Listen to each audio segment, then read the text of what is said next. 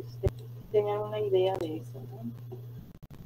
Entonces, la situación es que la presentación original de esa partecita está en inglés, pero bueno, yo se las voy a ir platicando, así es que espero que no haya ningún problema, ¿no? Con eso.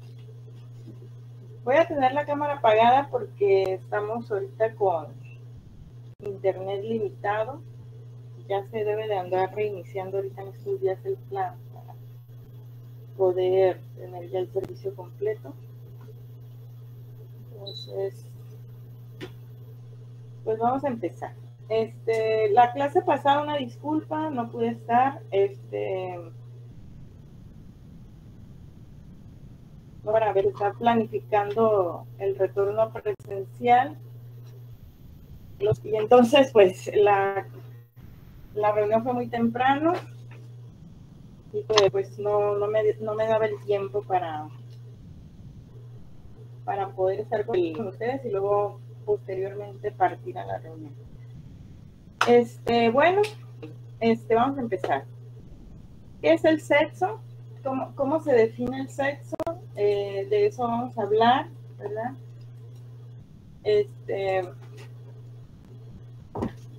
Nosotros comúnmente conocemos tres tipos de sexos, ¿no? Bueno, más bien los dos tipos. Ahí se movió, una disculpa la presentación. Este es el sistema de géneros que más o menos nosotros conocemos, donde reconocemos los individuos que producen y proporcionan la parte masculina, ¿no? de los gametos, en el caso de los espermatozoides, ¿verdad? Y tenemos por otra parte la hembra, que es la que provee la parte femenina, que son los óvulos. Pero podríamos manejar un tercer género que pudiéramos denominar hermafrodita, que son aquellos organismos o individuos que funcionan como macho simultánea o de forma secuencial. Más adelante vamos a retomar los tipos de hermafroditismo, pero aquí en esta presentación lo vamos a dejar, entiéndase que hay ese tipo de organismos, ¿no? Que tenemos ya ese tipo de bichos. Entonces, esto es súper importante para ustedes en el caso del control de la reproducción en cautiverio, porque eventualmente ustedes van a tener que, si no manipular sexos, posiblemente sí, pero sí seleccionar, van a tener que seleccionar machos cuando tengan ustedes un organismo que se reproduzca de forma sexual. En la mayoría de los organismos que ustedes van a cultivar, van a tener que acondicionar dos sexos, machos y hembras, porque la mayoría de los organismos que ustedes van a cultivar necesitan el aporte genético de estos dos géneros, porque tienen un tipo de reproducción que es sexual, que es lo que platicamos en las clases pasadas. O bien también los organismos hermafroditas. Entonces, es muy importante que entiendan ustedes qué es el sexo, cómo se determina, cómo se diferencia, cómo se identifica, para que ustedes puedan, en un momento dado, seleccionar, ¿verdad? Porque no se trata nomás de meter en bola bichos y a ver qué pasa, no. Seleccionar machos y hembras, seleccionar cierto número de machos, qué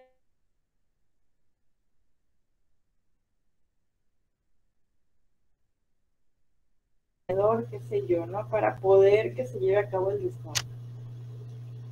Entonces, estos son los tres sexos o géneros que se reconocen, entendiendo que hay algunas variantes dentro de lo que conocemos como hermafroditas, que posteriormente vamos a revisar un poquito más a detalle, porque sí está un poquito largo, que nos sacaría un poquito de contexto, ¿no? Entonces, la diferenciación del sexo y la determinación del sexo, ambas cosas son cosas diferentes. Por una parte la determinación, por otra parte cómo se diferencian los órganos. Esto ocurre desde la organogénesis, ¿sí? Desde que se concibe, desde que ocurre la fecundación, desde esas primeras etapas de la segmentación, de la gastrulación, desde ahí ya empieza a definirse el papel sexual, ¿verdad? O la sexualidad de los organismos, ¿sí? Entonces, esta tabla que ustedes tienen, que están viendo en pantalla, es una tabla sobre el aporte de las capas embrionarias que precisamente se diferencia por ahí en la gastrulación de los organismos. ¿Cuál es el aporte a la formación de cada uno de los órganos? Porque desde ahí ya las células madre que se encuentran. ¿Iba a preguntar algo a alguien? Escuché por ahí un suspiro. Desde aquí ya las células madre que se encuentran en estas capas embrionarias empiezan a adoptar el papel de cuáles van a ser los órganos que ellas van a formar, que ellas van a construir, a diferenciar, ¿no? Desde las etapas de la gastrulación, ¿sí? Es más, desde la segmentación, aunque en los peces, por ejemplo, en los peces, no sé si en todos los vertebrados, después de la segunda segmentación, o sea, después de tener, creo que 8 células en lo que es la gástrula, ya las células empiezan a adoptar el papel, ¿sí? Entonces, si nosotros hacemos una manipulación, cuando tenemos, por ejemplo, que hay una división en 4 células y nosotros separamos 2 células y 2 células de esa gástrula, posiblemente no afectemos el desarrollo, eso va a depender de cada especie, de los individuos, y logremos tener 2 individuos completos formados de cada una de las partes, ¿no? Dependiendo de dónde hagamos el corte. Eso se ve un poquito en la parte del curso de Biología del Desarrollo. Entonces, pero si nosotros hacemos después de que tengamos 8 células en esa gástrula, si nosotros eliminamos una célula, entonces ya podemos afectar el desarrollo de algunos de estos órganos, porque ya después de ese momento, ya las células ya empiezan a adoptar qué órganos van a diferenciar. Y en la parte del sistema reproductor, pues no es la excepción. Desde allá empieza a diferenciarse, ¿no? A determinarse.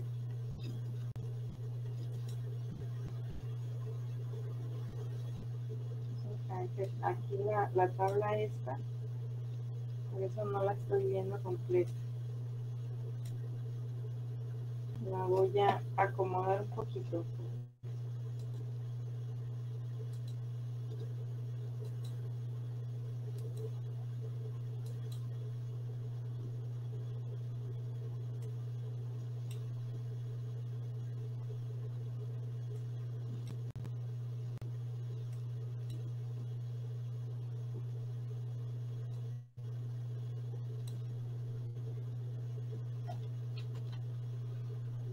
Ok.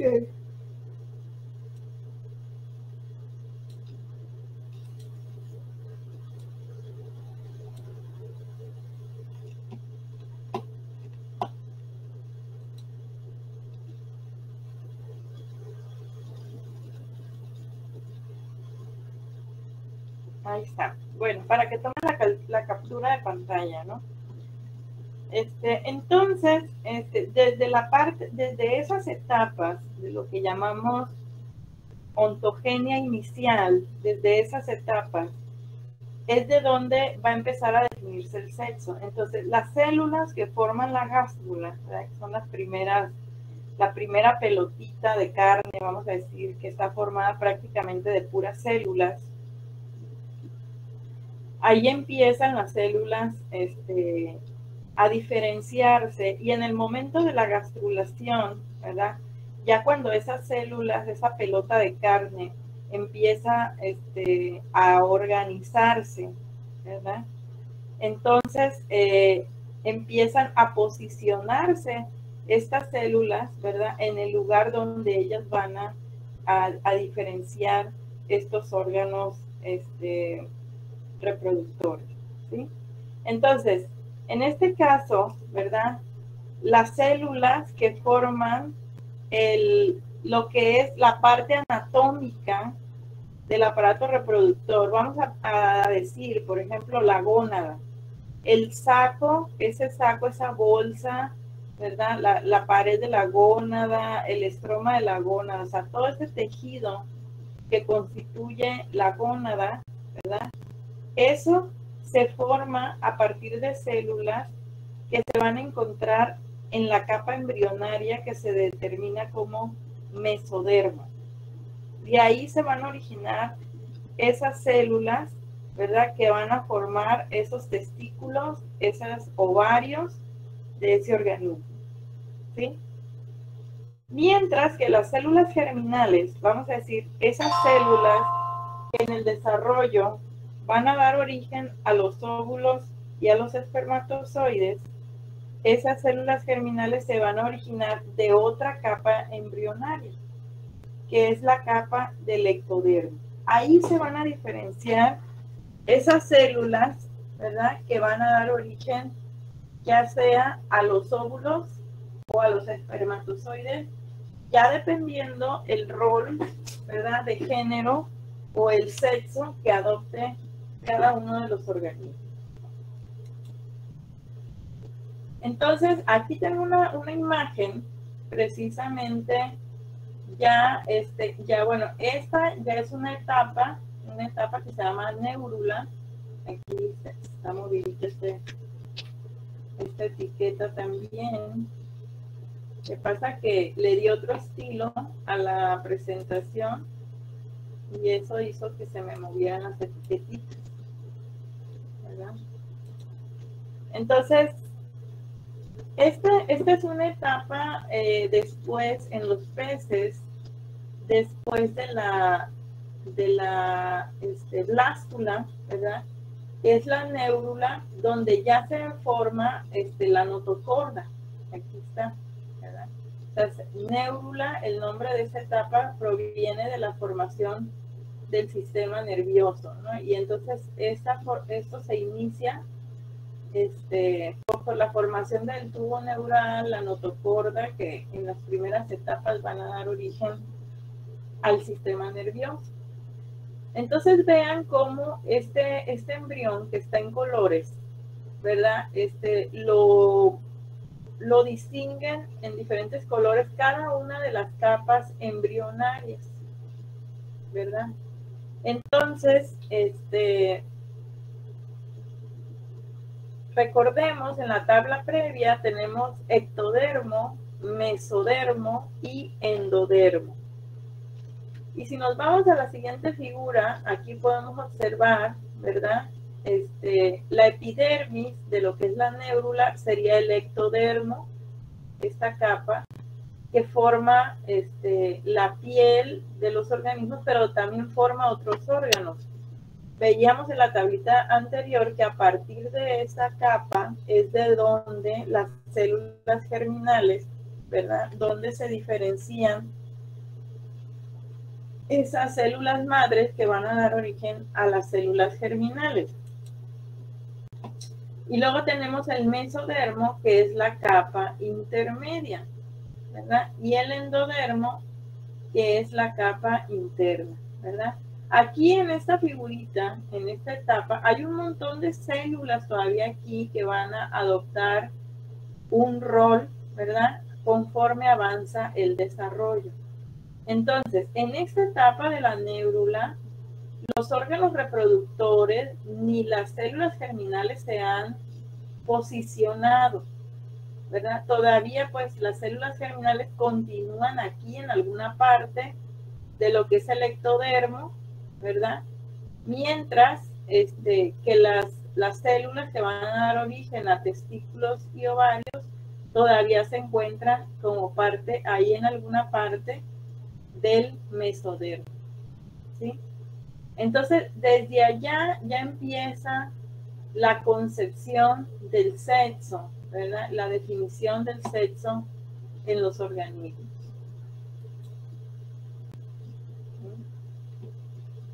Entonces, en estas figuritas, ¿verdad? Que ustedes, que tenemos aquí, ¿verdad? Nada más, bueno, voy a adelantarme, sentirme un poquito mejor, ¿verdad? Lo que ocurre que una vez que ya se van diferenciando las regiones a lo largo del desarrollo de los embriones, se van diferenciando las regiones donde se van a formar los órganos. Ocurre una migración celular. O sea, las células que estaban originalmente en el ectodermo, que es esta capa de acá, ¿verdad? Por ejemplo, las células germinales. Lo que van a hacer estas células es, vamos a decir, si el aparato reproductor se va a formar en esta región de aquí, las células que estaban aquí, que van a dar origen a las células, a los óvulos y a los espermatozoides, estas células emigran hacia esta región, ¿sí? Entonces, así como se los digo, auténticamente estas células se van a mover y van a pasar de alguna región de esta parte hacia aquí, ¿sí? Igualmente, las otras células que van a dar origen a la bolsa del ovario y del testículo también van a moverse, ¿verdad? Y a posicionarse en esta parte. Entonces, en estas figuras que tenemos en esta parte de aquí, eso es precisamente lo que está ocurriendo, ¿verdad? Este es un ejemplo para la diferenciación humana, pero en los peces ocurre de manera similar. Entonces, aquí en esta parte, aquí está la región donde se van a desarrollar los ovarios o testículos. Entonces, con esta flechita que está aquí, así de esta manera, lo que está indicando es la llegada de las células germinales. O sea, auténticamente, como se los digo, ¿verdad? Se mueven las células y llegan y se depositan, se posicionan aquí y empiezan a hacer lo suyo de empezar a diferenciar, ¿verdad? Ya sea el testículo o las células germinales mismas. Entonces, eso es lo que se va esquematizando, ¿verdad? Aquí en esta figura ya se ve cómo las células ya están posicionadas y la bolsa, que es el ovario o el testículo, ¿verdad? Ya se va formando, ¿vale? Y aquí pues ya vemos un estado más avanzado en el caso del desarrollo, ¿verdad? En los humanos, ¿no? Donde ya se desarrolla la bolsa, ya tenemos óvulos, de hecho, dentro de los ovarios. En el caso de los humanos, los óvulos, ¿verdad? Nosotros tenemos fecundidad determinada, ¿verdad? Esto significa que desde nuestro desarrollo embrionario, ¿verdad? De las mujeres, desde que estamos en el útero de la madre, y es cuando se forman precisamente los ovarios y los testículos, desde allá se nos definen cuántos óvulos vamos a tener nosotras, ¿verdad? Dentro de nuestros ovarios, ¿sí? Entonces, estos óvulos, ¿verdad? Una vez que llegan las células germinales, ¿verdad? Se establecen dentro de los ovarios y se forman lo que se denomina como ogonios, ¿sí? Entonces, que son las células germinales que posteriormente van a detonar y a iniciar el desarrollo para formar cada uno de los óvulos. En el caso de las mujeres ocurre la formación de un óvulo cada mes, ¿verdad? Y hay mujeres que 2 veces al mes, ¿verdad? O hay mujeres que forman múltiples óvulos, ¿verdad? Pero lo normal es que cada mes ocurra una ovulación y la formación. Mujeres humanas tenemos alrededor de 400,000 ogonias que se establecen dentro de los ovarios durante nuestro desarrollo embrionario, ¿sí? Entonces solamente podemos desarrollar 400,000 óvulos a lo largo de nuestra vida. Si se nos acaban o andamos ahí ovulando de a muchos por vez, entonces puede pasar pues que de manera muy pronta pues se nos terminen los óvulos y luego ya no se pueda tener hijos, ¿no? Que más o menos el agotamiento del cartucho de óvulos anda entre los 40 y los 50 años de la mujer. Por eso las mujeres están preocupadas de si quieren tener hijos, tenerlos antes de esas edades, además de los riesgos fisiológicos que pueda tener el tener hijos en esas edades, ¿no? Entonces, en los organismos, pues va a ocurrir algo similar, ¿no? Va a ocurrir algo similar durante su desarrollo embrionario. Las células madre que van a dar origen a óvulos, espermatozoides, gónadas, pues van a hacer una migración y van a tomar su lugar y van a formar estos sistemas desde el inicio del desarrollo de los organismos. Y algunos, como les platicaba, pues van a tener, desde entonces, incluso se puede definir la cantidad de gametos que van a producir, como en el caso de los humanos, que tenemos fecundidad determinada. Entonces, la determinación genética del sexo, bueno, para empezar, pues no todos los organismos tienen una determinación genética, pero vamos a empezar por esa parte, ¿no?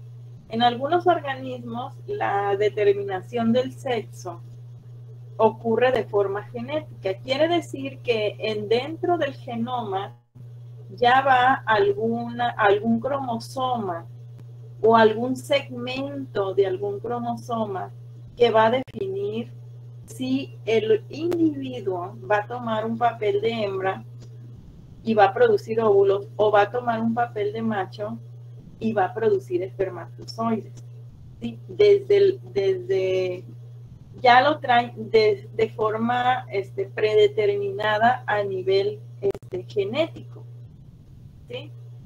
Entonces, dentro de esta determinación genética ocurren dos procesos, ¿verdad? Que es la determinación sexual primaria, que es el proceso que genéticamente está controlado para la formación de ovarios y testículos, ¿sí? Es, vamos a decir, la acción que ejercen los cromosomas de forma primaria para que se desencadene este proceso, ¿verdad? Para la formación de ovarios y testículos. Y esto ocurre, pues, desde esas etapas que yo les platicaba, desde donde se empiezan las primeras divisiones de las células, ¿verdad? A nivel de la gástrula, desde que las células empiezan a adoptar de decir, yo voy a formar un ovario, yo voy a formar un testículo o yo voy a formar óvulos, yo voy a formar espermatozoides. Desde allá vamos a decir como que el genoma se empieza a manifestar y empieza a controlar el comportamiento de las células, ¿sí? Entonces, a eso se le denomina determinación sexual primaria, ¿sí? Entonces, una vez que ya está desencadenada la determinación sexual primaria, ocurre lo que se denomina como determinación sexual secundaria, ¿sí? Entonces, esa determinación sexual secundaria, ¿verdad? Vamos a decir, ya es un efecto secundario de lo que fue la determinación sexual primaria, ¿sí? En la que ya con la diada, como ya las células desde el origen embrionario adoptaron ciertos roles, ¿verdad? Estos roles luego van a impulsar o van a afectar otros procesos, y en este caso, por ejemplo, se va a conjugar, ¿verdad? Con cuestiones hormonales, ¿verdad? Y cuestiones parácrinas para apoyar la formación del fenotipo sexual, ¿sí? Entonces ya una vez que se desencadena la primera parte, pues ya viene esta parte complementaria. La parte del fenotipo sexual es la parte física, que generalmente es todas las otras cosas que se requieren fuera de los ovarios, o sea, la formación de úteros, la formación de órganos copuladores, toda esa parte, ¿no? ¿Y por qué fuera de las gónadas? Porque ya vimos ahorita que las gónadas, ¿verdad? La formación de estas viene desde la determinación sexual primaria. Aquí en la determinación sexual primaria viene desde allá la formación o el desencadenamiento de la formación de óvulos, espermatozoides y gónadas. Sí, lo vimos ahorita en la tablita pasada. Entonces, todo lo demás, vamos a decir, pues ya viene por consecuencia, ¿verdad? Que son, por ejemplo, úteros, órganos copuladores, todo eso que les comentaba. Entonces, pero la formación de estas cosas, pues vienen acompañadas, ¿verdad? Ya por otros sistemas, ¿verdad? De control, como es el sistema endocrino, ¿verdad? Con las hormonas y factores parácrinos también, ¿no?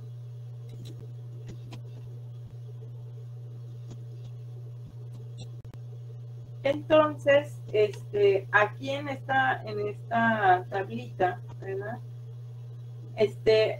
Mencionamos algunos grupos, ¿verdad? Y algunos juegos de cromosomas que definen la determinación sexual genética en algunos organismos.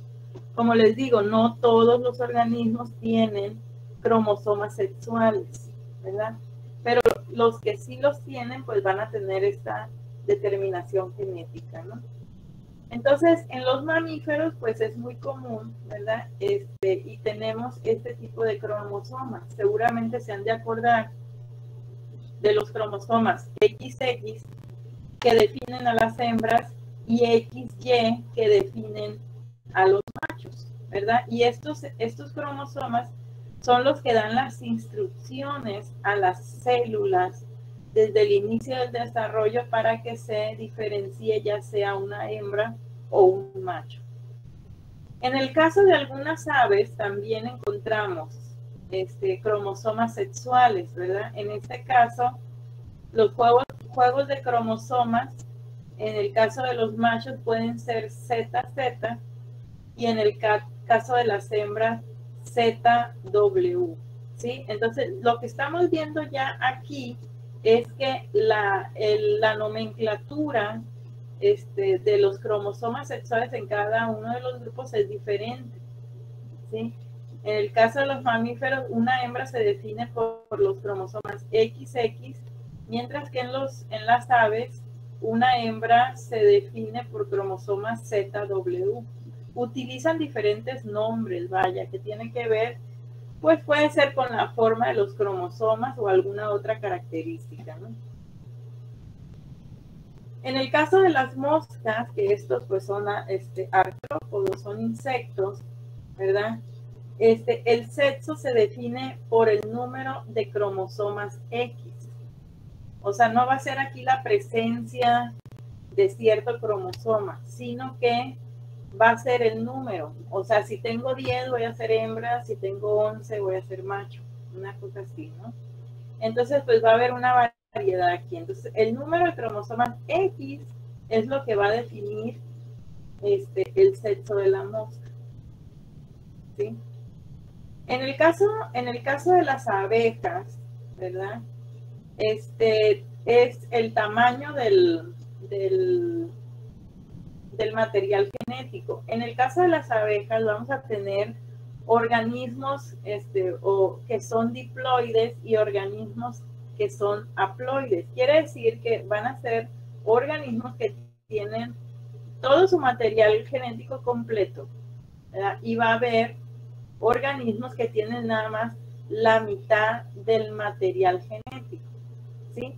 En este caso, en las abejas, los organismos que van a tener el material genético completo van a ser hembras. Y los organismos que tienen la mitad del material genético van a ser machos, ¿sí? Entonces, de esta manera, estos son algunos ejemplos de cómo se han identificado algunos cromosomas sexuales en algunos grupos, ¿vale?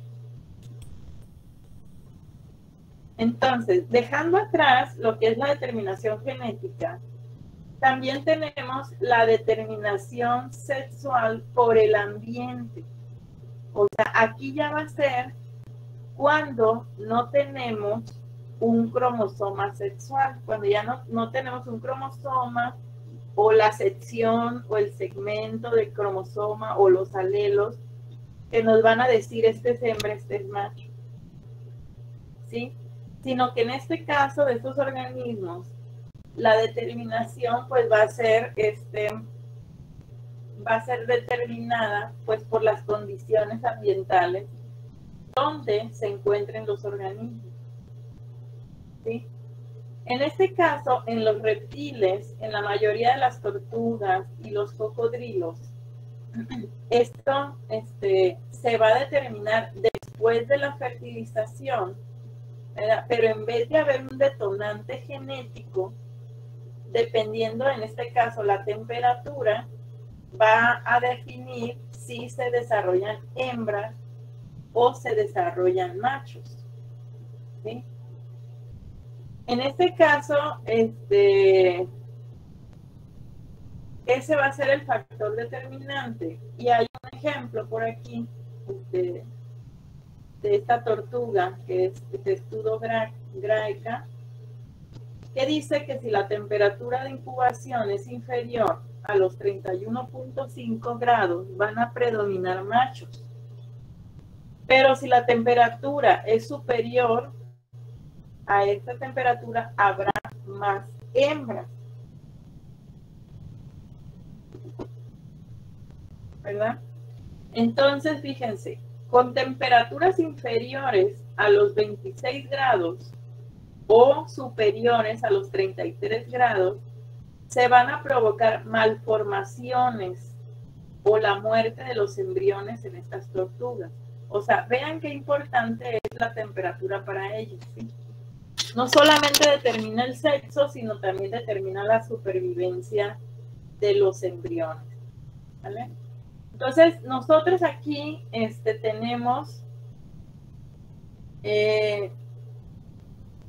la tortuga golfina, que es Lepidopteris olivácea, que creo que la temperatura, no me acuerdo cuál es la temperatura umbral, pero anda por ahí, no sé si de los 37 grados, no sé si alguien por aquí conozca el dato, ¿verdad? Pero es algo similar, ¿no?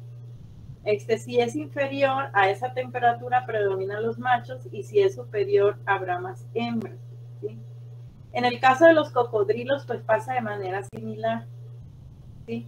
Y aquí en los cocodrilos pues hay que detenernos un segundo porque los cocodrilos se pueden cultivar. De hecho, para allá, para el lado de Culiacán, hay una granja de cocodrilos, ¿sí? Y entonces se hace en la granja desde el acondicionamiento de los reproductores. Quiere decir que dentro de la granja logran que ocurra la reproducción en cautiverio, ¿sí? Entonces, pero para esto, pues, hay que jugar un poquito con estas, las características de la temperatura. No nada más podemos tener así a los organismos, ni tampoco incubar así nada más porque sí a los embriones, sino que tienen que tener un control de la temperatura para ellos controlar si están produciendo machos, ¿verdad? O si están produciendo hembras. Generalmente lo que les conviene a los acuacultores es tener machos. ¿Por qué? Porque los machos no invierten tanta energía, ¿verdad? Para el desarrollo de las gónadas y en el inicio de la maduración sexual. De manera que pueden lograr tallas un poquito más grandes en menos tiempo con respecto a las hembras de muchas especies, donde en cierto momento se estanca el crecimiento, ¿verdad? Porque estas pues se predisponen a madurar. Entonces vean qué importante esta parte, ¿verdad? Yo aquí, pues, por ejemplo, pudiera yo tener el control de la reproducción en el sistema de acondicionamiento de los reproductores para que no se me afecten, vamos a decir, mis embriones al momento de la fertilización, o bien también para poder yo producir solo machos, ¿verdad? Para yo producir solo machos, y bueno, tener un lote de machos que son los que yo ya voy a engordar para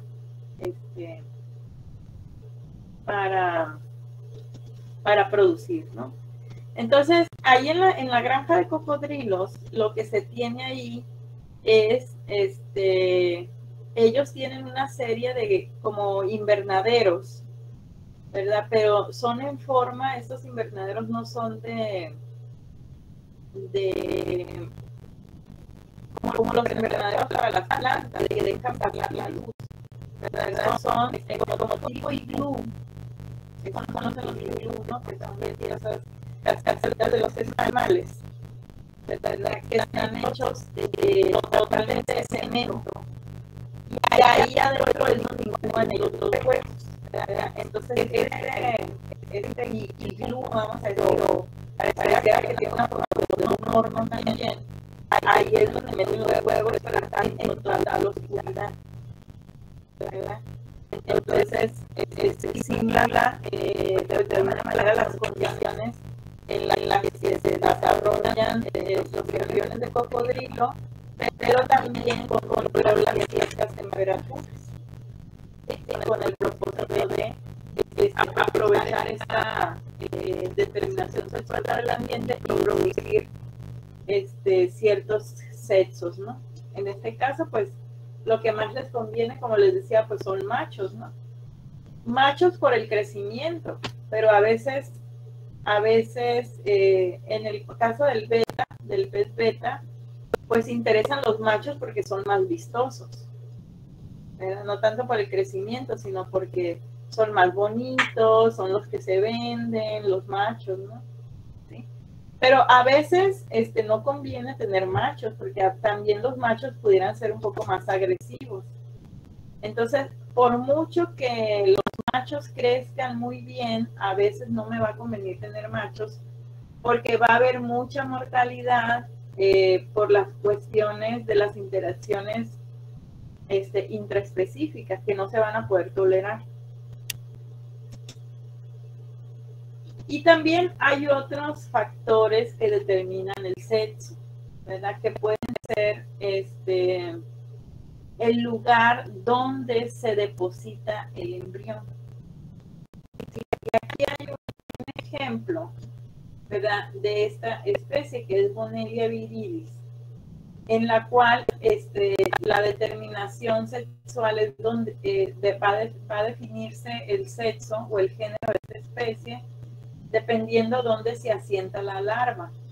Si la larva se asienta en el fondo del mar, se forma una hembra, ¿verdad?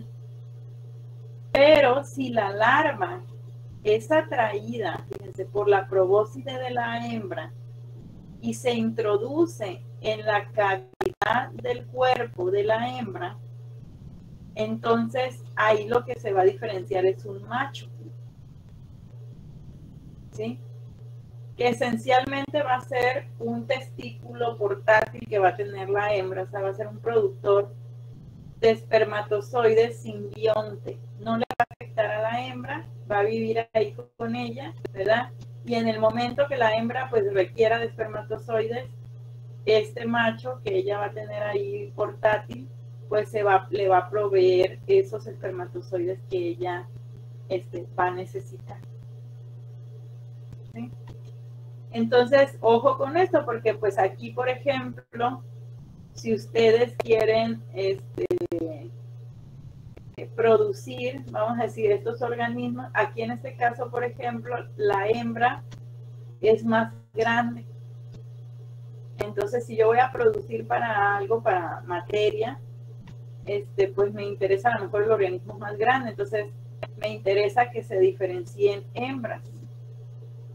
¿Sí?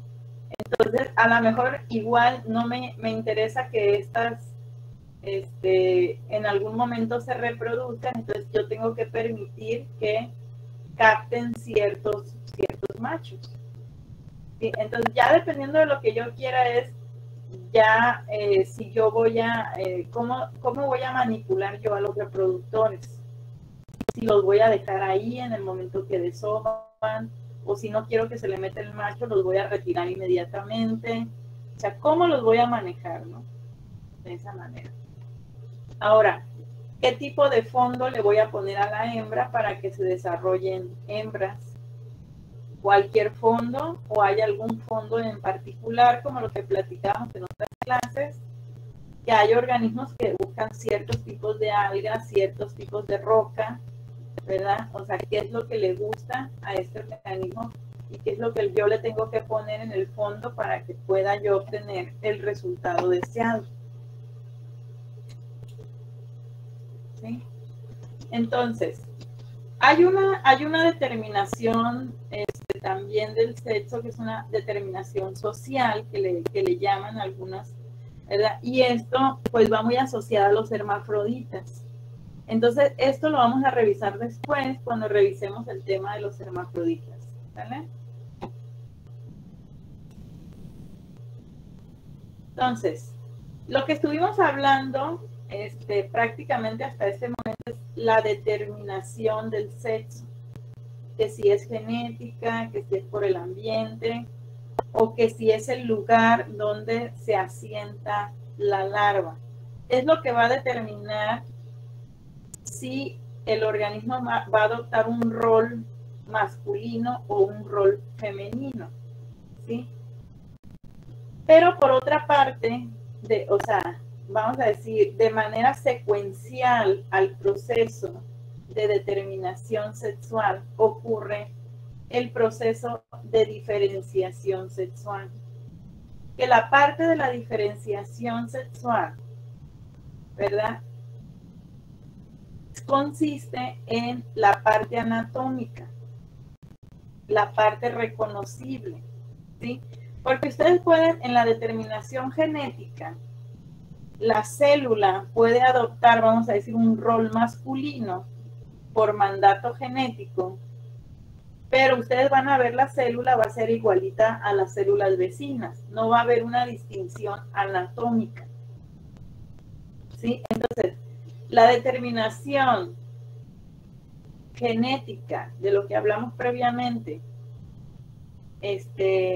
vamos a decir, el caso de que una célula madre adopte si va a ser macho o hembra, va a ocurrir antes de que nosotros podamos distinguir anatómicamente o podamos reconocer anatómicamente si se trata de una hembra o de un macho. Entonces, para que nosotros podamos tener una distinción anatómica, tiene que ocurrir el proceso de diferenciación sexual. ¿Sí? Que ese proceso de diferenciación sexual es lo que se denomina también en la parte de la determinación genética, lo que también se denomina determinación genética secundaria, lo que platicábamos ahorita. ¿Sí? Que vamos a decir, ya va a venir en consecuencia ya del mandato genético. ¿Sí? Pero ya hacia el desarrollo de una anatomía reproductiva reconocible. Entonces, a este proceso de distinción anatómica, vamos a decir, se le denomina diferenciación sexual. ¿Sí? Esa es la diferencia entre determinación y diferenciación sexual. ¿Sí? Entonces, para que yo pueda distinguir el sexo, pues tiene que desarrollarse ciertas estructuras, ¿verdad? De acuerdo a cada sexo. Entonces, en muchos organismos simplemente es el desarrollo de una gónada, de un ovario o de un testículo. ¿Sí? En el caso de los hermafroditas, pues se desarrolla algo que se denomina como un ovotestis, pero que a veces no es posible distinguir el sexo, si está adoptando un rol masculino o un rol femenino. Entonces, pero en muchos organismos que ustedes van a trabajar, muchos peces, pues van a poder distinguir de un ovario y un testículo. ¿Sí? Entonces, este proceso en el cual ya se diferencia el ovario del testículo ocurre mucho después en el desarrollo embrionario. O sea, en el desarrollo embrionario las células madre dicen, yo voy a formar un ovario, pero la formación del ovario posiblemente ocurra después. ¿Sí? En muchos organismos y en muchos peces incluso ocurren en la etapa juvenil. ¿Sí? Ya después que pasaron la etapa de larva y todo eso, en la etapa juvenil es cuando ya se forma el ovario del testículo y que yo puedo reconocer si se trata de un macho o de una hembra. ¿Sí? La cuestión de los hermafroditas siempre va a ser muy confusa. Aquí, por ejemplo, pareciera o tiene la apariencia de un testículo. ¿Sí? Pero en realidad es muy difícil asegurar si está funcionando como macho o si está funcionando como hembra. ¿Vale?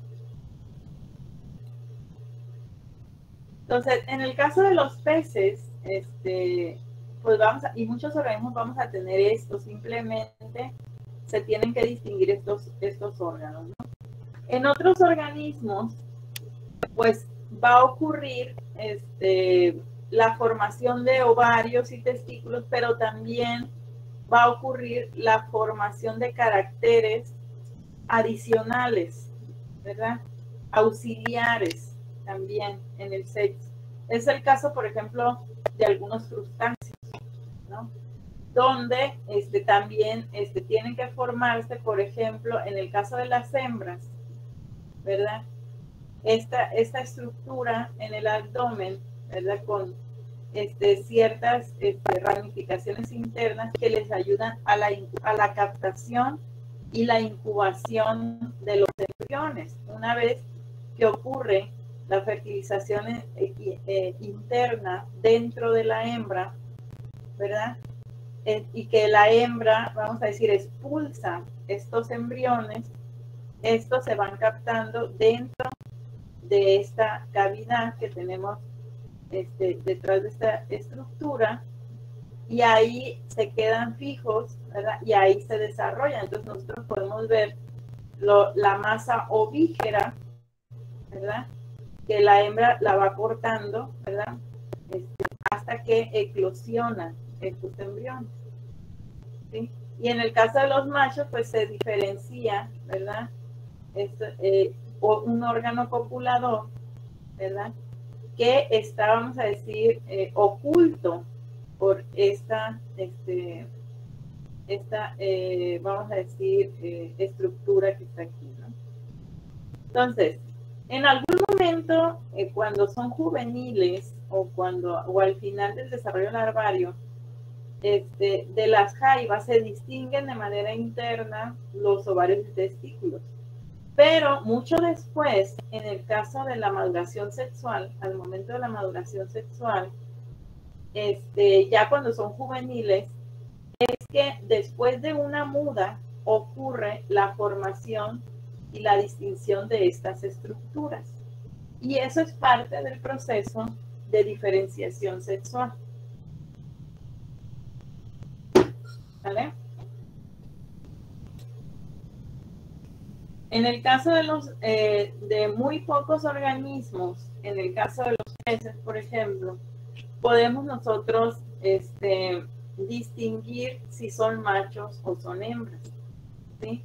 Para la mayoría de los peces tendríamos nosotros que hacer una disección y sacar el ovario, el testículo y ver si es un ovario o un testículo para decir si son hembras o machos. Pero en algunas especies de peces también se forman algunos caracteres sexuales secundarios que pueden ayudarnos a distinguir si es una hembra o es un macho.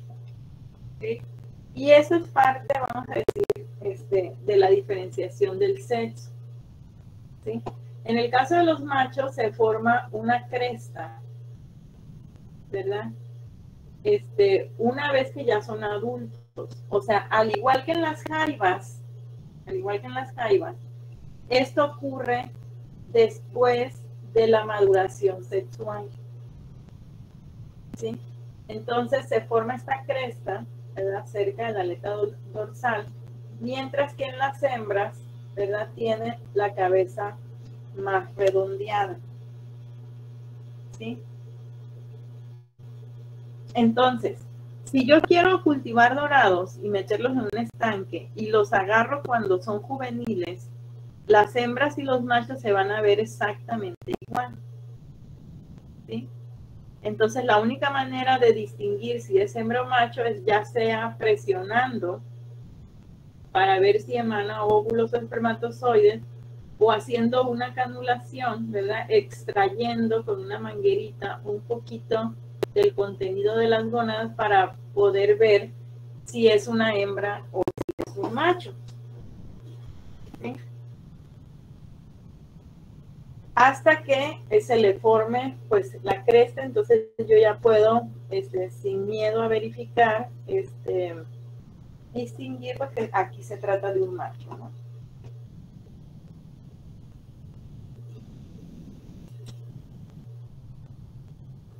En el caso de algunos organismos, podemos identificar el sexo con la forma de la papila genital, ¿sí? Entonces, para nosotros ubicar la papila genital, primero tenemos que ubicar dónde está posicionado el ano, ¿verdad?, o la cloaca.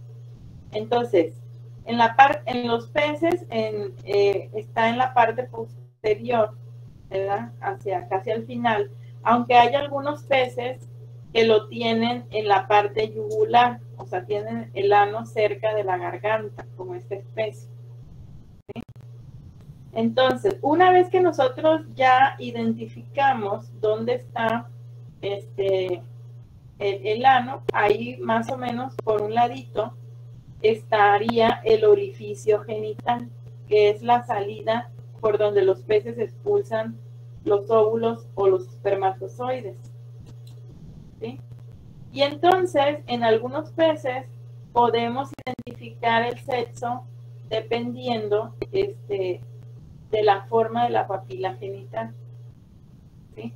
Entonces, por ejemplo, en este pez, que es la tilapia, o una especie de tilapia, tenemos, por ejemplo, en el caso de los machos, ¿verdad?, se observa de esta manera, una papila genital más redondeada, mientras que en las hembras vemos una abertura más pronunciada.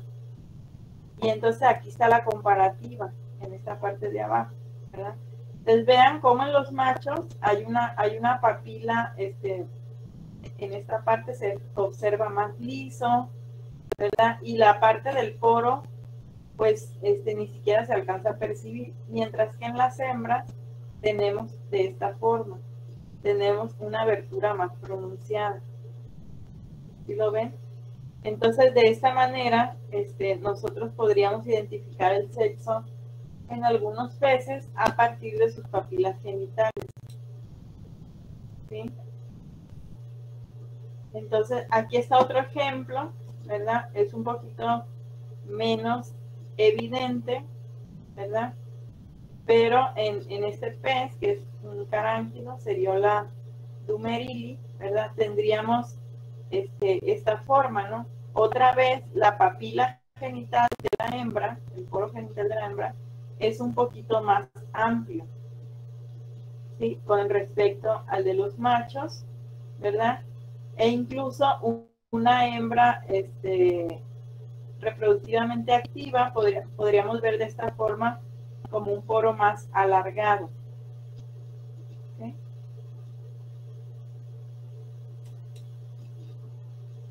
En algunos otros peces lo van a poder identificar ustedes dependiendo de la observación de la cloaca, ¿verdad? Y en los órganos accesorios.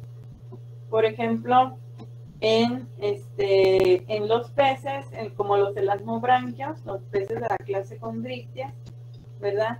Las hembras, pues simplemente van a tener su cloaca y no van a tener órganos copuladores. Entonces vamos a ver de esta manera. ¿Sí? Hay algunos peces que tienen cloaca, entonces no vamos a observar los 3 orificios que estábamos observando ahorita. Es un solo orificio. Me voy a regresar para que vean la diferencia. ¿Verdad? Aquí tenemos 3 orificios. En los peces que tienen cloaca, tienen un solo orificio. Entonces, para nosotros tratar de identificar, o incluso si queremos hacer una canulación, tenemos que, vamos a decir, explorar dentro de este orificio están los 3 orificios. ¿Vale? Pero hay especies donde no se va a poder, por ejemplo, en muchos peces óseos que tienen cloaca, pues no se puede distinguir, porque muchos no tienen órganos copuladores. Entonces va a depender únicamente de la forma de la papila genital. En el caso de los elasmobranquios, pues simplemente por la no presencia de clúster es que podemos distinguir el sexo. Entonces, para nosotros va a ser muy importante reconocer el sexo y saber esto, porque finalmente lo que a nosotros nos interesa es poder aprovechar o manipular esto en un sistema de cultivo. ¿Sí? Entonces, en un sistema de cultivo, no solamente tengo yo que considerar si tengo hembras y machos, tengo que considerar el sistema de apareamiento de los organismos. ¿Sí? Entonces, para saber yo cuántos machos tengo que meter, cuántas hembras, ¿sí? O incluso qué mecanismos me pueden alterar la proporción del sexo dentro de mi sistema de cultivo que me pueda afectar el éxito en el desove. ¿Sí? Entonces se reconocen 4 tipos de apareamientos o sistemas de apareamientos, y esto está ejemplificado para peces, pero se puede aplicar a otros grupos taxonómicos, ¿verdad? Entonces, tenemos un sistema que se denomina poliginia, ¿verdad? En el que un macho ¿verdad? Se reproduce con múltiples hembras.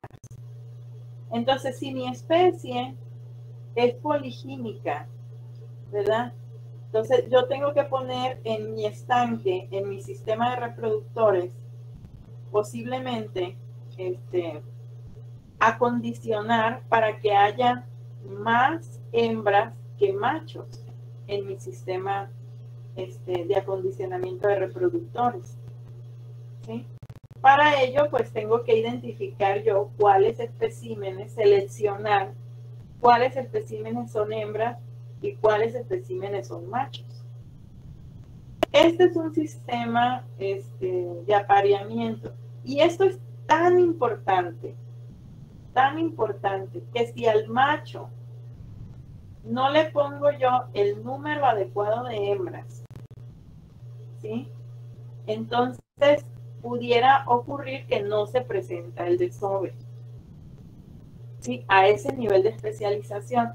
Entonces, a veces los biólogos acuacultores dicen, no, pues es que yo ya le puse la temperatura, ya le puse la luz, ya le puse la profundidad de agua, ya le puse hasta algas, hasta musiquita, ya le puse al organismo y no pasa el desove.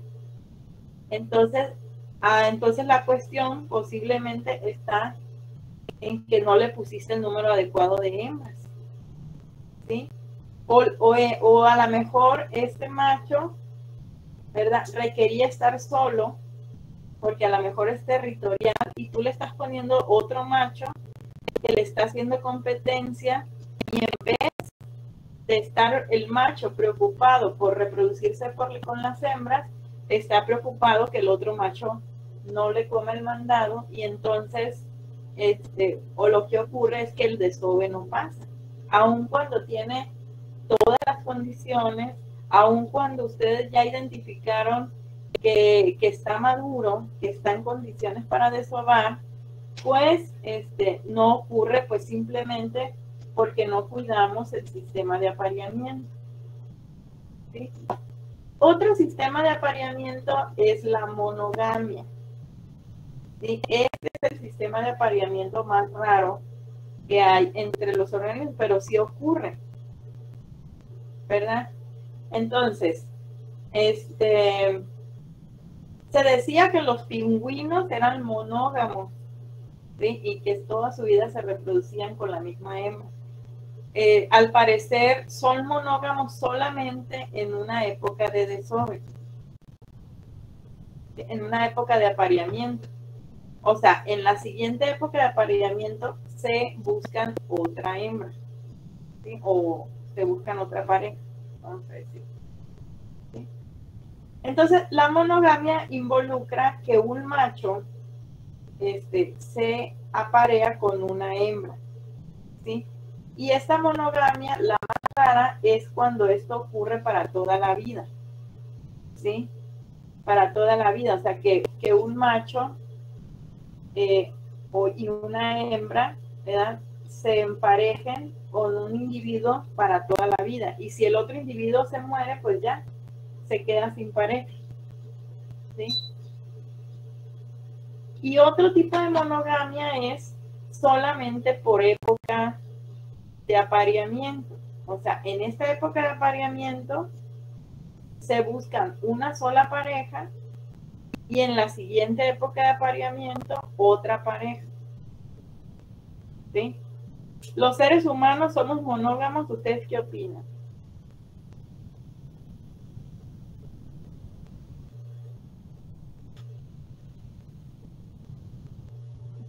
Pues puede ser. ¿No saben?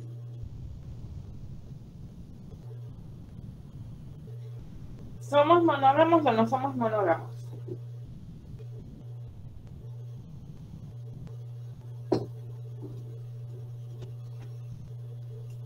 Bueno, nuestro sistema social pues trata de que nosotros encajemos en un sistema monógamo, ¿no? En muchas culturas, no en todas, ¿verdad? Pero la tendencia biológica es diferente. ¿Verdad? La tendencia biológica va hacia la poliginia, en la que un macho humano se puede aparear con varias hembras. Y precisamente hay culturas, por ejemplo, como los orientales, por allá los árabes y esas gentes de allá, que tienen 2, 3 esposas, las pueden mantener. ¿Sí? Entonces es la tendencia biológica, pero en nuestro sistema social, en muchas culturas, nos trata de encasillar en la monogamia de hasta que la muerte los separe. ¿Vale? Entonces, el tercer, bueno, aquí en la monogamia, si ustedes van a cultivar una especie que sea monógama, pues tienen que cuidar esa parte. Saben que si en una época de apareamiento, vamos a decir una especie que sea monógama, que cambia de pareja por época de apareamiento, ¿sí? Y vamos a suponer que por alguna razón se les murió ya sea una hembra o un macho que estaba emparejada, ¿verdad? Y ustedes inmediatamente agarran otra hembra y van y se la ponen, o otro macho, y ya ven que no ocurre nada, que no se quieren, que no se toleran. Entonces, pues no va por ahí la cosa. Tengo que hacer yo un acondicionamiento, ¿verdad? Vamos a decir, simular otra época de apareamiento para que posiblemente el macho o la hembra me pueda aceptar una nueva pareja. ¿Sí? Entonces, fíjense cómo comprender esta parte de cuál es el sistema de apareamiento me puede a mí dar mucha idea de qué cosas tengo yo que hacer. ¿Vale? Un tercer sistema de apareamiento es la poliginandria, ¿sí? Que esta también le llaman poligamia, ¿sí? Ese sistema de apareamiento. Este sistema, la poliginandria o poligamia también, es el sistema más ventajoso para ustedes, ¿sí? ¿Por qué? Porque ustedes, vamos a decir, aquí se reproducen todos contra todos. Las hembras se reproducen con múltiples machos y los machos con múltiples hembras, sin ninguna selección.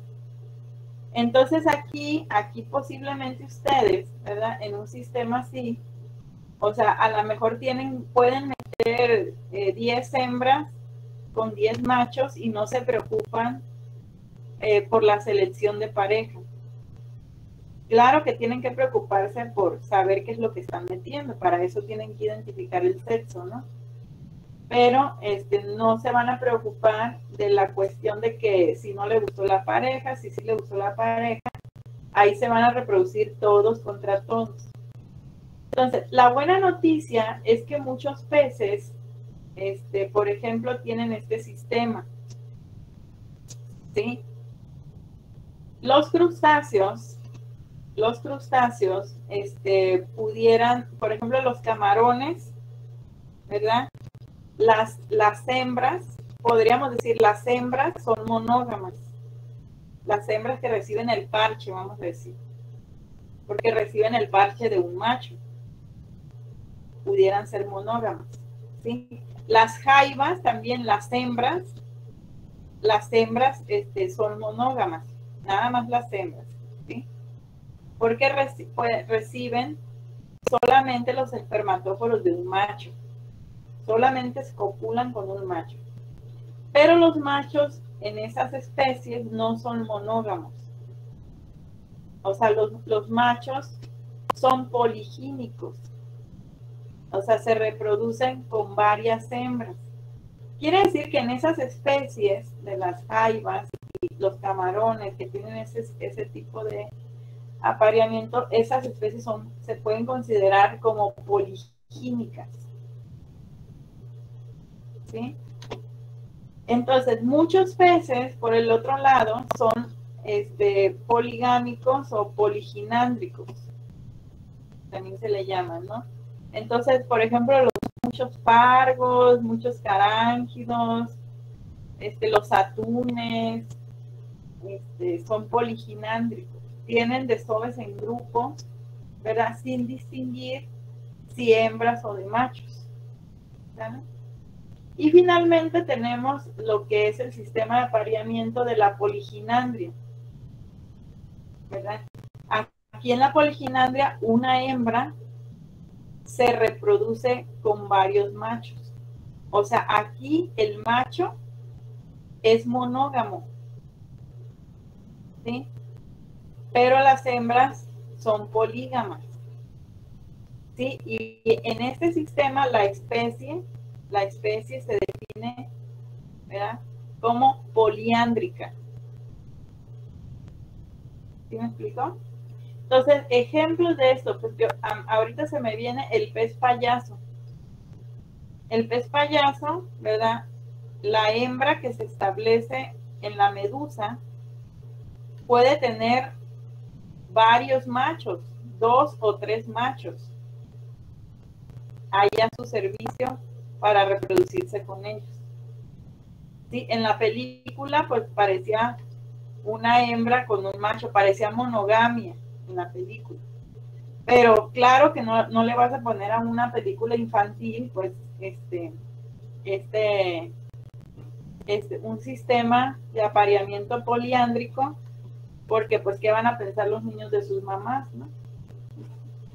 Entonces pusieron un macho y una hembra, pero la realidad es que los peces payasos pueden ser poliándricos, en la que la hembra puede tener varios machos, ¿sí? Entonces, si yo voy a reproducir estas especies, vamos a decir, pues tengo que simular este sistema de apareamiento y proveer los sexos, ¿verdad?, el número de individuos de acuerdo al sistema de apareamiento que tenga mi especie. ¿Verdad? Entonces, en este caso, el pez beta, ¿qué sería, muchachos?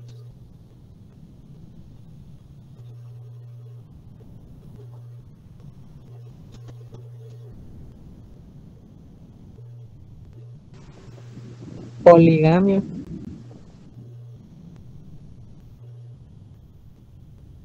¿Poliginio? ¿O qué? ¿El primero? Sí, el primero. El primero. Sí. Ok. Yo tengo mis dudas si es poliginio o es monógamo por temporada de desove. Porque no sé yo, vamos a decir, hace el nido el pez beta. Entonces, al momento de hacer el nido, desova con una hembra. Y luego después cuida la fresa. Cuida la fresa. No sé si en la época de desove el macho lo haga nuevamente con otra hembra. En la época de desove. Entonces, si lo hace con otra hembra, pues sí pudiera ser poligínico. Pero si ya no lo hace y lo hace hasta la siguiente época de reproducción, entonces sería monógamo por época de apareamiento. ¿Ustedes qué opinan?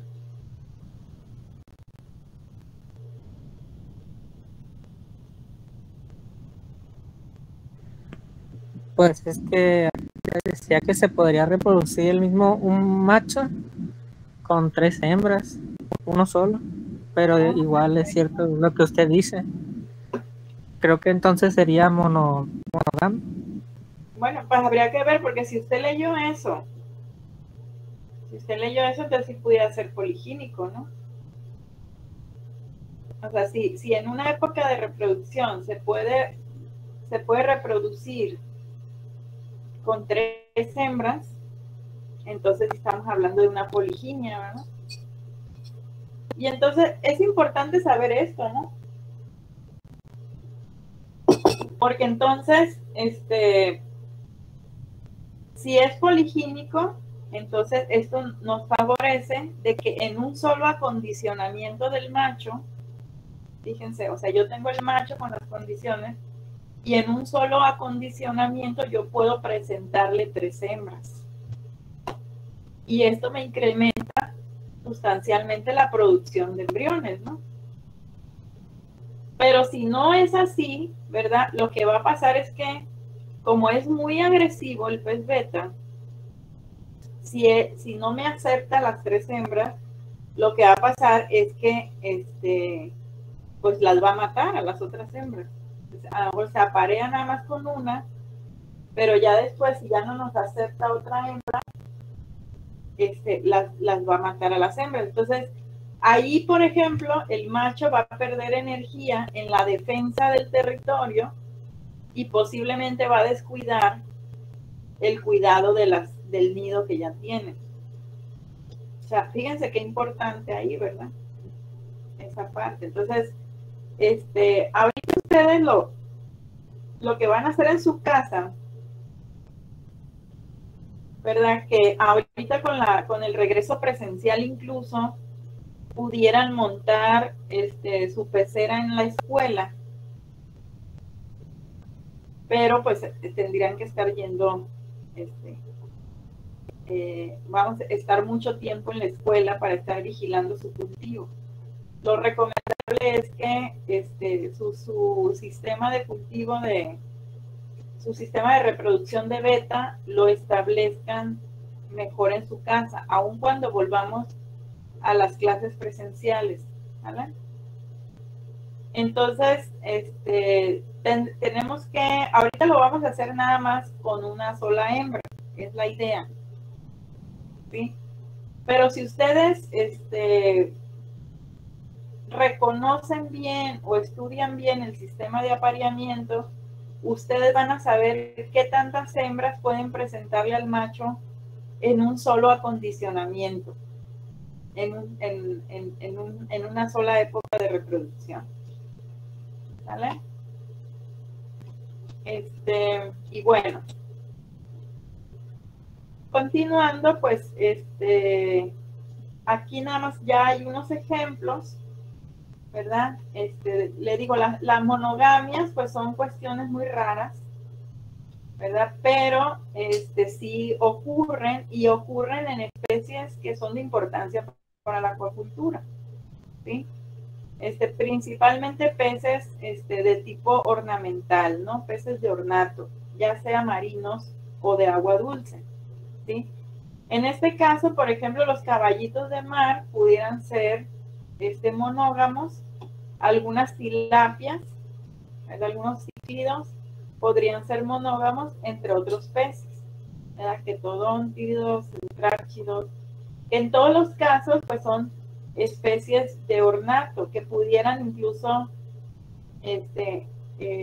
reproducir, bueno, en sistemas, en el caso de los centrárchidos, por ejemplo, en sistemas pequeños como el que van a hacer para el pez beta, ¿verdad? Entonces, se pueden manejar monogamias seriales o secuenciales, ¿verdad? Que tienen que ver con lo que les comentaba, que es por época de desove. O sea, en esta época soy monógama con una especie, en la siguiente época soy monógama con otro individuo, ¿sí? Entonces, hay otro tipo de monogamia que es genética o social, ¿sí? En la que ya es exclusiva, una sola pareja por toda la vida, que es esta forma más rara de monogamia, pero que sí se llega a presentar en algunas familias de organismos, ¿no?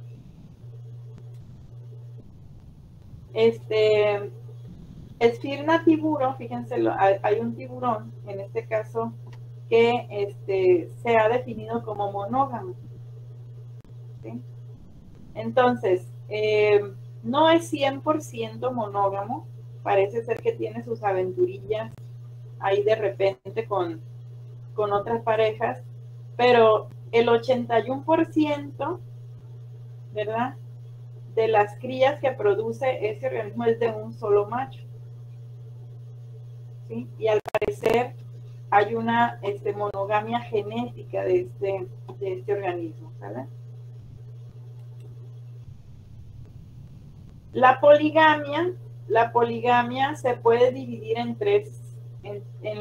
los otros tres sistemas que vimos ahorita, ¿verdad? Sería la poliginia, donde un macho se reproduce con varias hembras, la poliandria, donde una hembra se reproduce con varios machos, y la poliginandria, donde se reproducen todos contra todos. Sí, estos tres sistemas de apareamiento se pueden definir como sistemas polígamos.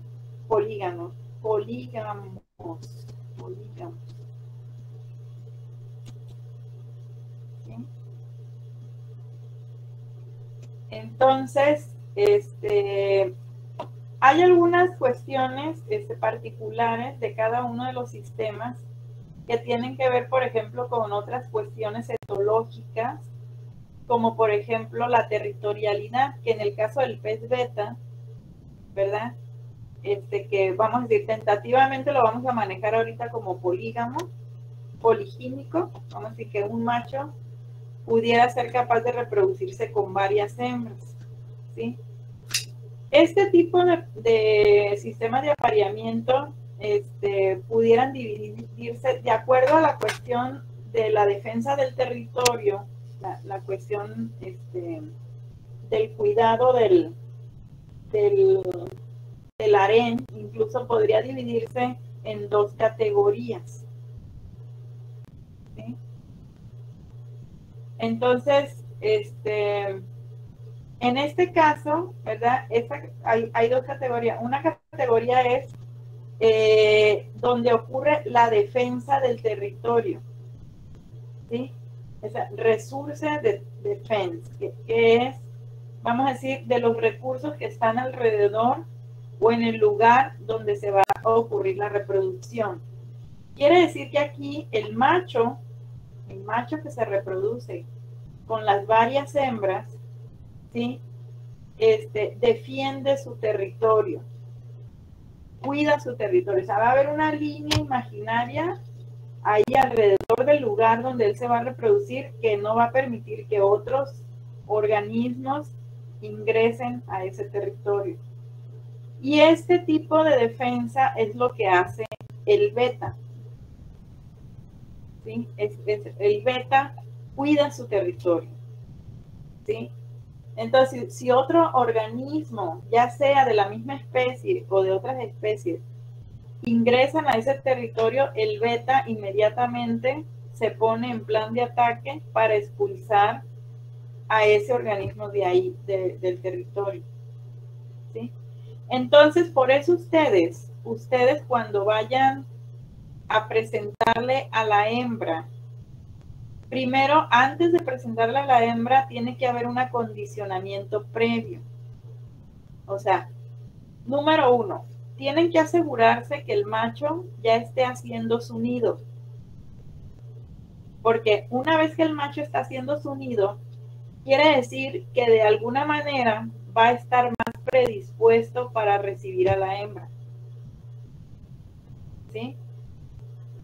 Entonces, una vez que ya el macho está haciendo su nido, adelante, compañero. Yo ya lo tengo, profe, el pescadito, y el macho ya tiene su nido bien hecho. Excelente. Pues vaya documentando todo, ¿eh? Vaya documentando todo. Qué bueno que ya va adelantado. Igual y saca varios desovers. Pues una vez que ya tiene hecho su nido, que es lo que usted ya está viendo, ¿verdad? Más o menos un nido de un tamaño respetable, es como de alrededor de unos 10 centímetros de diámetro, más o menos. Entonces, ya sabemos que de alguna manera el macho baja un poquito su defensa del territorio. La baja un poquito, no quiere decir que van a encontrar un macho mansito, no. Entonces, una vez que ustedes ya identifican que el nido ya está hecho, ¿verdad? Entonces, Lo que hay que hacer es presentarle a la hembra. Si ustedes de manera simultánea ya van a estar alimentando a los dos, van a estar acondicionándolo en las condiciones para la maduración, ¿sí? Entonces, ¿qué es lo que hace la gente? Mucha gente lo que hace es que en una bolsa mete la hembra con agua, obviamente, ¿sí? Y entonces esa bolsa la meten donde esté el macho. Entonces, si el macho la ataca a la hembra, entonces todavía no está listo, ¿sí? Entonces sacan la hembra, ¿sí? Eso lo pueden hacer, esa es la forma más rústica de hacerlo. Hay otras personas que lo que tienen es que la pecera tienen un cristal en el medio, ¿sí? Entonces tienen un cristal en una sección separada de la misma pecera, entonces meten la hembra ahí. Entonces, si el macho no la ataca, pues la quitan, porque si no, el macho va a estar golpeando el cristal, golpeando, y se va a hacer daño, ¿sí? Entonces, si la ataca el macho, pues no, la quitan.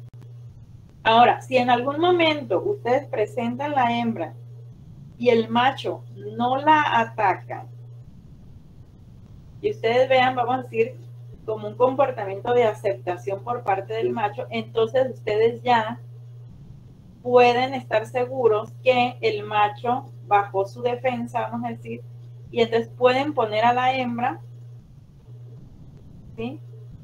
Para que ocurra el cortejo. Entonces, durante el cortejo, a veces el macho se pone medio agresivo y le mordisquea un poquito la cola a la hembra, pero no va a ser la misma agresión que va a tener con la defensa del territorio. Entonces, ustedes ya van a ver si la está dañando mucho a la hembra, entonces hay que retirarla nuevamente. ¿Sí? Ok. Bueno, entonces es porque el macho, entonces uno tiene que jugar con eso, vamos a decir, uno tiene que tener muy en cuenta eso por este comportamiento de defensa del territorio que tiene el macho. Entonces tenemos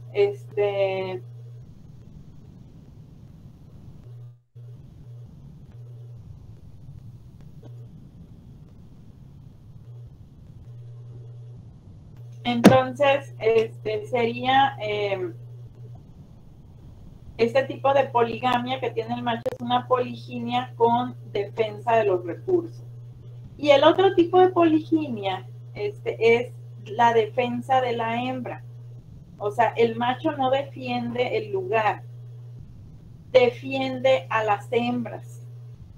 Y que otros machos no se le metan a quererle comer el mandado ahí con las otras hembras, ¿sí?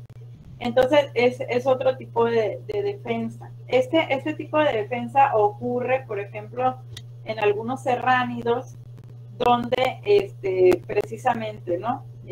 Están cuidando los machos que otros machos no se acerquen y quieran reproducirse con las hembras. En este caso, pues no tenemos el problema de que el macho ataque a las hembras, como en el caso del beta, que defiende el territorio, sino que aquí pueden estar machos y hembras juntos y acondicionarlos juntos, ¿no? Simplemente que ustedes no pueden meter otros machos, porque si meten otros machos, entonces entra en conflicto el macho, ¿verdad? Y en vez de estar cortejando a las hembras, pues va a estar peleándose con el otro macho para que no llegue y le coma el mandado con las hembras, ¿vale? Entonces, bueno, en el caso de la poliandria y la poliginandria, ¿verdad? Tenemos dos tipos, ¿no? Que sería un tipo pasivo, un tipo de apareamiento pasivo múltiple, ¿sí? Y un tipo de apareamiento activo múltiple.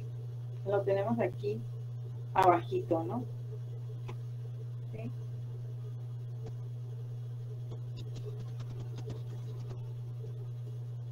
Ok, en este caso, en la parte pasiva, vamos a decir, ¿verdad? Una hembra simplemente espera, ¿verdad?, a que cualquier macho se aparee con ella. ¿Sí?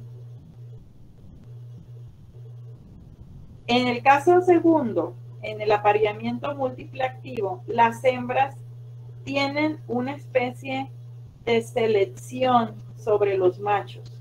Se aparean con múltiples machos, pero finalmente ellas deciden con qué machos liberan o no liberan sus óvulos. ¿Sí? Entonces tenemos estos dos tipos de reproducción, ¿no? Entonces aquí también tenemos que tener pues cierto control, cierto conocimiento en nuestro sistema de cultivo. Si tenemos una hembra que se reproduce con cualquiera, entonces nosotros le podemos meter cualquiera al estanque. Pero si tenemos una hembra que selecciona, entonces tenemos que saber nosotros cuáles son las preferencias de las hembras. Que si son los machos más grandes, que si son los machos más rojos, cuáles son las preferencias de las hembras. Y entonces esos son los machos que nosotros tenemos que meter al estanque para que la hembra pueda estimularse y liberar sus óvulos. Entonces tenemos que ver si la poliginandria o la poliandria es de tipo pasivo múltiple o de tipo activo múltiple.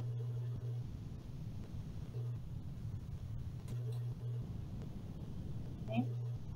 Aquí, por ejemplo, aquí hay un tipo de poligamia que es poliginandria y donde una hembra pues se reproduce con múltiples machos. Aquí, por ejemplo, vemos esta especie, vemos la hembra y vemos los machos detrás de ella. ¿Sí? Los machos pueden estarla talloneando, se acercan a ella, la tocan y así, ¿verdad? Entonces, cuando la hembra decide reproducirse, vamos a decir, se va nadando y permite que los machos vayan detrás de ella y al mismo tiempo ella puede liberar sus óvulos. Entonces, cuando ella le permite. Pero si ella no le gusta, ese es en el tipo activo, no le gusta, ¿verdad? Los machos que la están cortejando, pues simplemente ella no libera sus óvulos. Aquí en esta forma de aquí sería como del tipo activo, ¿verdad? Y donde la hembra, vamos a decir, puede decidir o no. Cuando los desoves se dan como en esta forma, ¿verdad? Así en grupos, sería la poliginandria, muy difícil la hembra puede seleccionar. Aquí se da el tipo pasivo. La hembra libera y pues no controla quién está a su alrededor, ¿verdad? Y todos los machos, todo eso blanco que se ve ese esperma, todos los machos pues aportan, ¿verdad? Y ahora sí que con el que caiga, ¿no?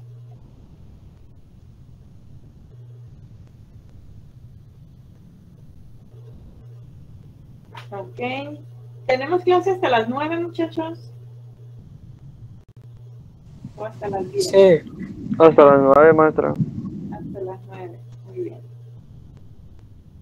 Muy bien. Bueno, pues aquí lo vamos a dejar. Tomen captura de pantalla de esto. No sé cuántas diapositivas me quedan. Ah, pues creo que esta era la última. ¿Verdad?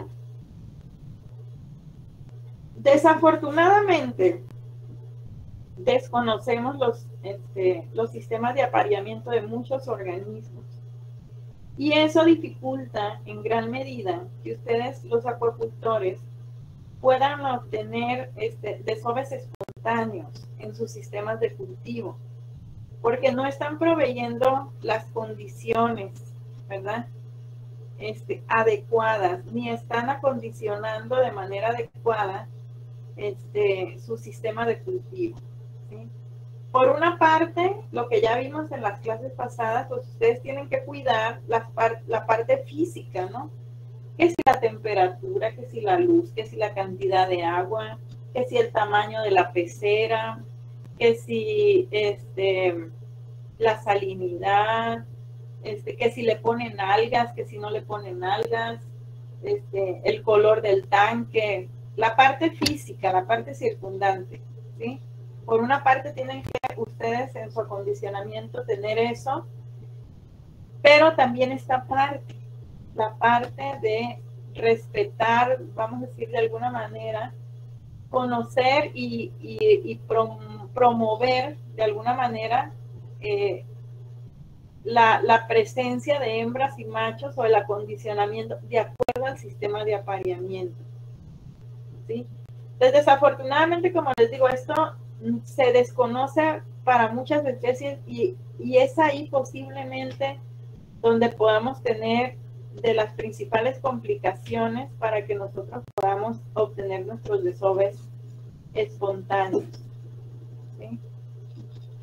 Entonces, pudiera haber especies que pudieran tener unos sistemas de apareamiento que no son absolutos, que vamos a decir, podría ser facultativo también, ¿verdad? Que varíe dependiendo de las condiciones, o podrían ser también como cuestiones alternativas. O sea, podrían ser un requisito para los organismos, pero podría no ser un requisito. Entonces, si no es un requisito que nosotros tengamos cierto número de hembras, cierto número de machos, o promovamos cierto sistema de apareamiento, o podría sí ser requerido. Y cuando sí es requerido, entonces ahí es donde tenemos el problema. ¿Por qué? Porque en muchas especies desconocemos este sistema, ¿no? Entonces, como recomendación para ustedes, además de la parte, vamos a decir, de la parte física, que ya me imagino que ya todos ya subieron la tarea, de lo que requiere, por ejemplo, el beta, también tienen que investigar el sistema de apareamiento, ¿sí? Entonces, esa va a ser la siguiente tarea que yo les voy a encomendar en la plataforma, ¿verdad? Para que averigüen bien si el beta es poligínico o es monogámico, o de qué manera es su sistema de apareamiento, para que ustedes puedan, de alguna manera, aplicar eso para poder acondicionar a su hembra y a su macho y propiciar el desove. ¿Vale?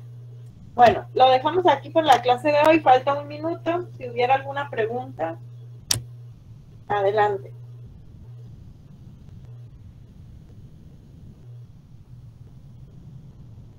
Oye, profe. Muy bien. Bueno, pues entonces si no hay preguntas, pueden desconectarse y pues nos veríamos la siguiente clase, la próxima semana, sería el día lunes, ¿no? Igualmente aquí por la parte virtual. Entonces, muchas gracias, chicos, y que tengan un buen fin de semana. Cuídense mucho. Igualmente.